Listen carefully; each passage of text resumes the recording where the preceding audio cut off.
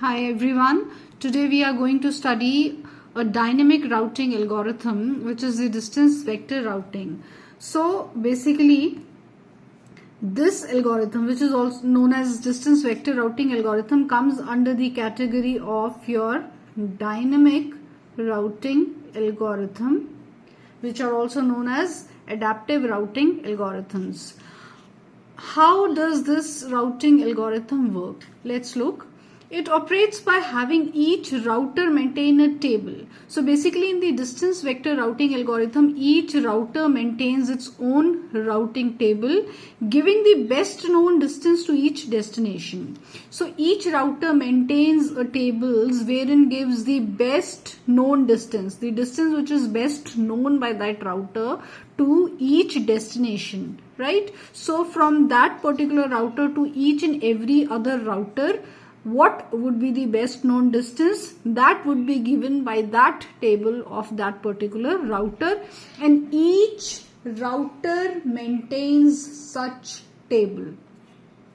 Now these tables are updated by exchanging information with the neighbors. With the passage of time, the routers update their routing tables. But how do they update their routing tables? By exchanging information with the neighbors. So as and when with time the distance increases or the load increases or some other metrics may change with time, so we need to update the routing table on a continuous basis. And to update that routing table, the information is exchanged with each and every neighbor to know the new estimates. So these tables are basically updated every now and then. And how they are updated? By exchanging information with the neighbors. By neighbors I mean the neighboring routers, because each router is maintaining its own routing table regarding what is the best known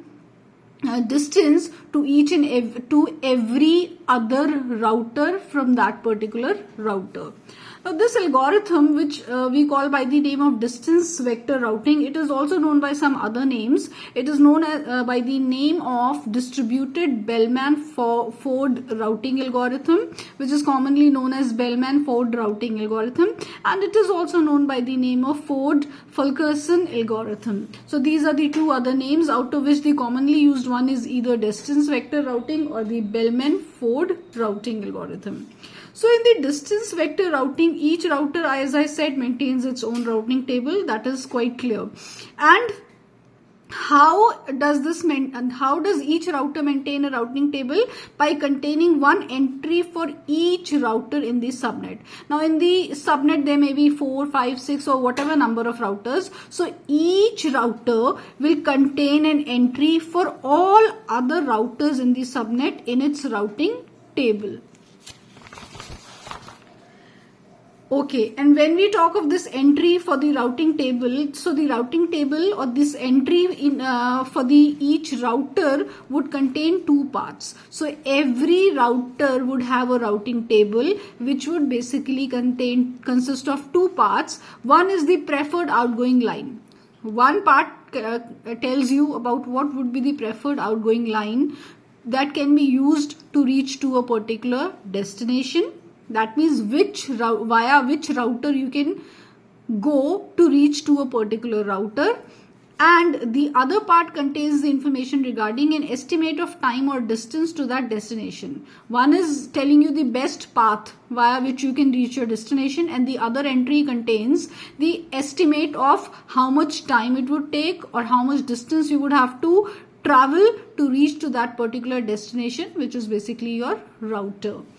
Now, there could be any metric that would be used for reaching to a particular destination that would be taken as the best count. So the metric could be the number of hops, how many intermediate routers are in between, time delay in milliseconds. That means how much time would be taken to reach from the source router to the destination router, or the total number of packets queued along the path. That means what is the traffic load of that particular path, because the more the traffic load, the more the delay. So this could also be one metric or something similar. So any metric could be used depending upon the situation or the condition, and depending upon that those particular metrics the best possible path would be chosen.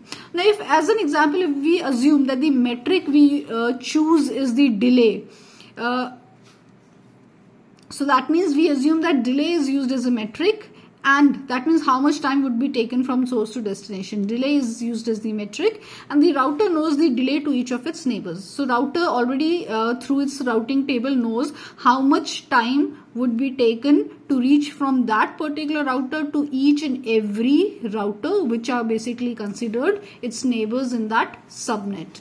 Now, once every t milliseconds, each router sends to each neighbor a list of estimated delays. So, as I said, that every router keeps on updating its routing table through the information that is exchanged through the neighboring routers. So for that, once every t milliseconds, each and every router in the subnet would send to all of its neighboring routers a list of estimated delays to each destination. So every router would send to every other router in the subnet a list of what the estimated delays are to reach to every destination.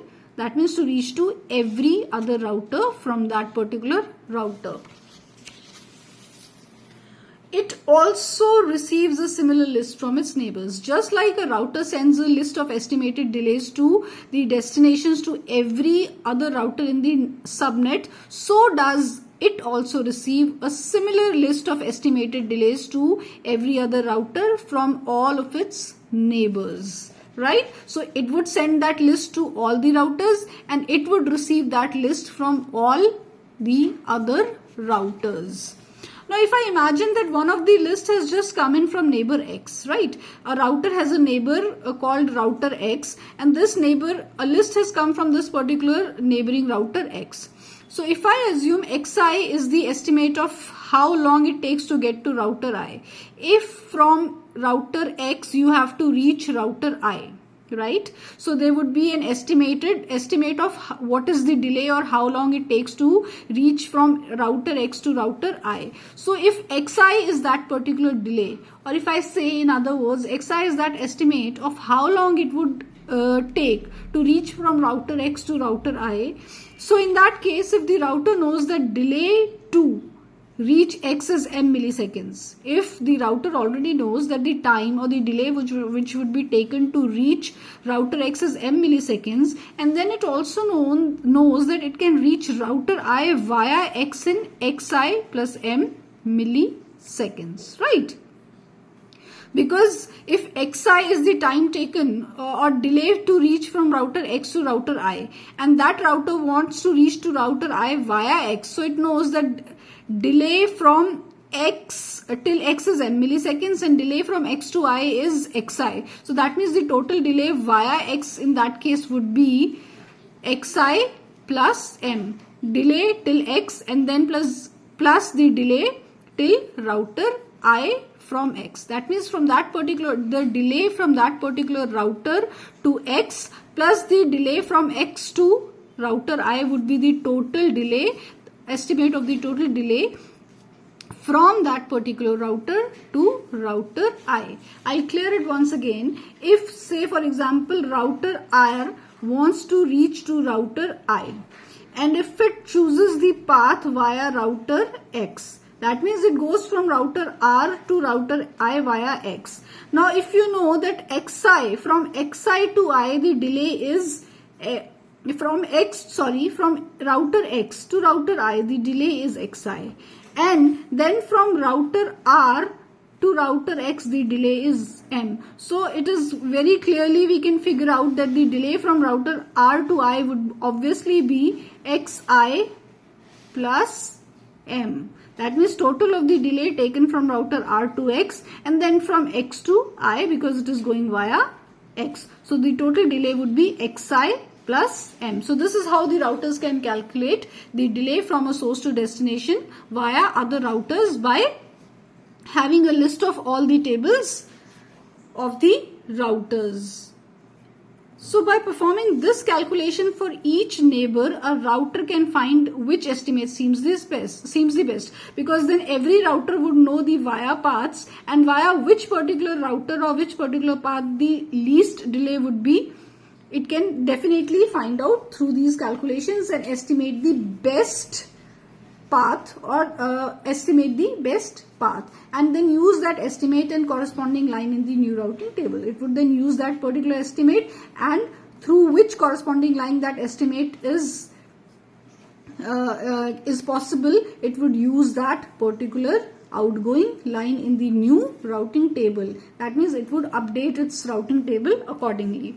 And in this case, then obviously the old routing table would not be used. As and when the routing tables are updated, the updated tables are used and not the old ones, obviously. Now, to give you an example of this updating process, we will see the figure below. So part A basically shows a subnet. As you can see, this is a subnet consisting of various routers and the transmission lines. There are routers A, B, C, D, E, F, G, H, E, G, H, I, J, K, L. I'm sorry, F is not there. There are routers A, B, C, D, E, G, H, I, J, K, L. These are the routers and these are the transmission lines. So this is a complete subnet. So the part A of this figure shows you the complete subnet, and the part B, as you can see, shows the various routing tables. So this is the first column of part B. We are talking about this particular column, not this one right now. So if I consider this particular column of part B, so this shows the list of estimates, which are also known as your delay vectors. The list of estimates received from neighbors of router J. So this is a list for router J, which is received from its neighbors, that is neighbors router I, router A, router I, router H and K. So J has received a list of estimated delays from its neighboring routers A, I, H and K, and this is a list for the router J, right? So as per the list, you can see that A claims to have a 12 millisecond delay to B. The distance from A to B. This is the list for router A. This is the list of router I. This is the list of router H, and this is the list of router K. And this list is from this router to all other routers, this router to all other routers, this router to all other routers, and this router to all other routers. So if I see the list from A to every other router, I can say obviously the distance delay from A to A would be 0. And the estimated delay from A to B, as you can see here, is 12 milliseconds, right? The estimated delay from A to C, as you can see here, is 25 milliseconds, and the estimated delay from A to D is 25 milliseconds, etc. Similarly, the estimated delay from I to A is 24 milliseconds, I to B is 36 milliseconds, I to C is 18 milliseconds, and so on. And the delay from router H to router A is 20 milliseconds, H to B is 31 milliseconds, H to C is 19 milliseconds, H to D is 8 milliseconds. And so for router K, the delay from K to A is 21 milliseconds, delay from K to B is 28 milliseconds, K to C is 36 milliseconds, and delay from router K to router D is 24 milliseconds, and so on for the remaining routers in the subnet. So with the help of this list, we can clearly find out the estimate of the best possible path. Right. So if I have to now, considering this particular routing table, if I have to compute, if J has to compute its new route to router G, obviously that means the source is router J and the destination is router G. So you have to transmit a packet from the source J to the destination G, and obviously it would be via other routers. So through which router I can go so that the estimated delay is minimum. There are so many paths available from J to G. I can go via E, I can go via A, I can go via B. So there are so many paths available from I to J, but then which is the best path in terms of minimum delay? This I can clearly estimate, calculate through these lists which are provided by the neighbors of J, that is A, I, H and K, right? So as per this list, now J knows that from this list J can easily calculate that it can get to G in 18 milliseconds, right? From the distance from J to G is 18 milliseconds. J can reach to G in 18 milliseconds. So it knows that it can count on a delay of 26 milliseconds to G.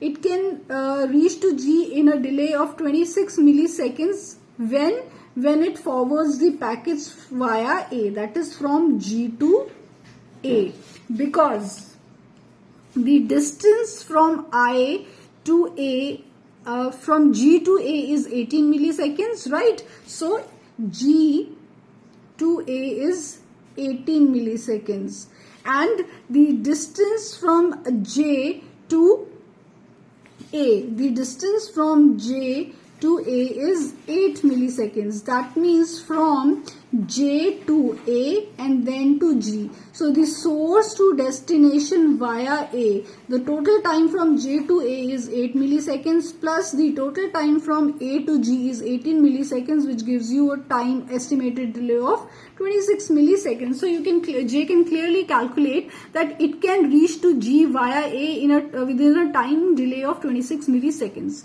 Similarly, if it computes the delay to G via other paths, now this delay is via A, I'm sorry. Source and destination are fixed. Source is G and destination is G. Now via A we have calculated the estimated delay is 26 milliseconds. As you can clearly see here, the estimated delay via A is 26 milliseconds. Now if I calculate the delay via other paths, that is via other routers.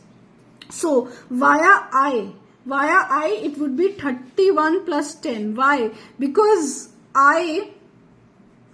from the distance from J to I is 10 milliseconds.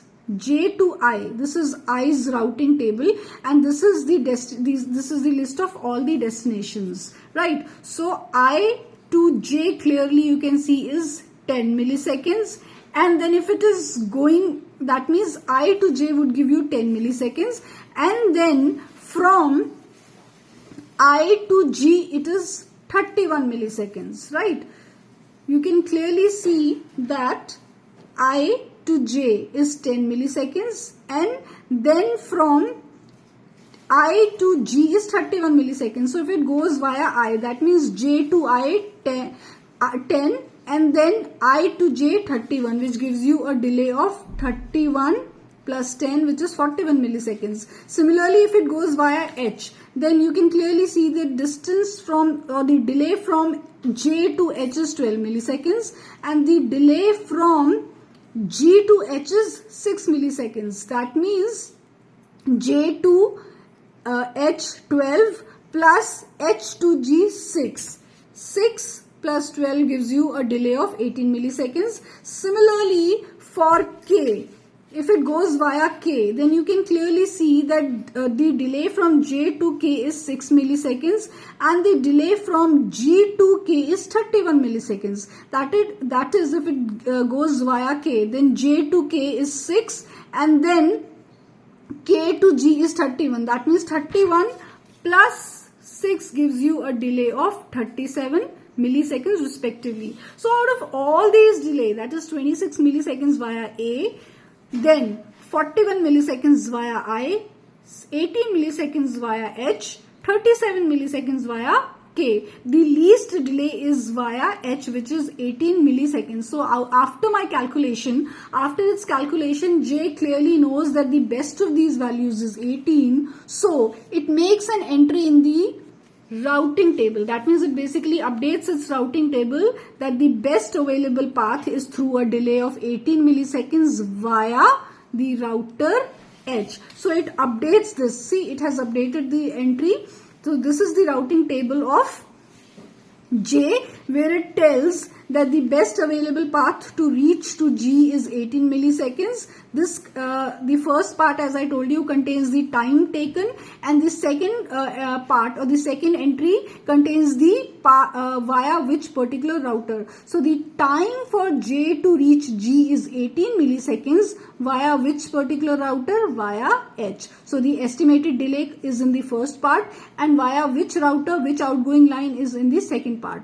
So J can reach to G. The best route or the best path for J to reach to G is in with an estimated delay of 18 milliseconds via router H, which is now updated in J's routing table. So this is how the routers update the entries in their routing table with the help of the list of estimated delays received from each and every neighboring router.